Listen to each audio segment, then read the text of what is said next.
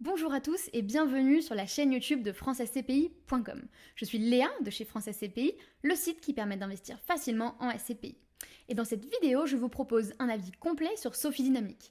Mais avant tout, j'ai une bonne nouvelle à vous annoncer. Vous pouvez désormais souscrire de façon 100% autonome sur notre site. Si vous souhaitez également toujours être accompagné par un consultant, c'est possible et je vous mets le lien dans la barre d'infos. Revenons-en à Sophie Dynamique. C'est donc une SCPI qui a été lancée en 2024 par la société de gestion Sofidy.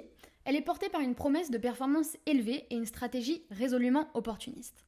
Sophie Dynamique a déjà attiré l'attention du marché. On va donc voir ensemble 3 points positifs et 3 points de vigilance à connaître avant d'investir. Comme vous pouvez le voir, je me trouve déjà sur la fiche dédiée à Sophie Dynamique sur le site de francescpi.com et on y retrouve toutes les informations de la SCPI, son rendement, mais aussi sa capitalisation ou encore la composition de son portefeuille.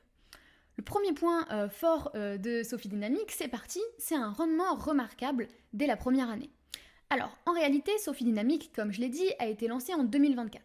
Elle n'a donc pas encore de taux de distribution pour l'exercice complet de 2024, mais elle a tout de même distribué des dividendes à ses investisseurs. Si on annualise cette distribution, on pourrait dire qu'elle a une distribution qui est annualisée de 9,52% en 2024. Ça la placerait donc directement dans l'une des meilleures SCPI et surtout dans l'un des meilleurs rendements du marché actuel, puisque je le rappelle, la moyenne du TD des SCPI en 2024 était de 4,73%. Donc c'est à creuser et j'ai hâte de voir ce que Sophie Dynamique versera dans les mois et années à venir. Deuxième point positif, une revalorisation rapide du prix de part. Effectivement, quelques mois seulement après avoir lancé la SCPI, Sophie Dynamique a déjà revalorisé son prix de part de 5%. Qui plus est 5%, c'est une revalorisation qui est quand même très importante. Le prix de part est donc passé de 300 € à 315 €. Ce mouvement, il reflète la qualité des actifs acquis, mais aussi de la gestion. Cette valeur de reconstitution, d'ailleurs, elle est toujours supérieure au prix de part. Donc ça, c'est intéressant. En ce moment, elle est au 31/12/2024, elle était de 343,52, soit un delta de 8% par rapport au prix de part, ce qui laisse donc entrevoir un potentiel de plus-value à long terme. Et enfin, le troisième atout de la SCPI, c'est une gestion qui est assurée par Sofidy. Sofidy, c'est un acteur historique du marché. La société de gestion, elle a plus de 30 ans d'expérience et elle a déjà géré plusieurs SCPI de référence, comme Immorante. Et donc son savoir-faire en matière d'immobilier tertiaire, mais aussi sa capacité à naviguer dans des cycles de marché qui sont parfois complexes, eh bien ce sont des garanties solides pour accompagner le développement de cette nouvelle SCPI. Mais alors passons maintenant à ce qui vous intéresse le plus, je pense, les points de vigilance. Tout d'abord, on va parler des frais. Les frais de souscription de la SCPI, eux, sont bien inférieurs à la moyenne du marché. Ils s'élèvent seulement à 2,40%.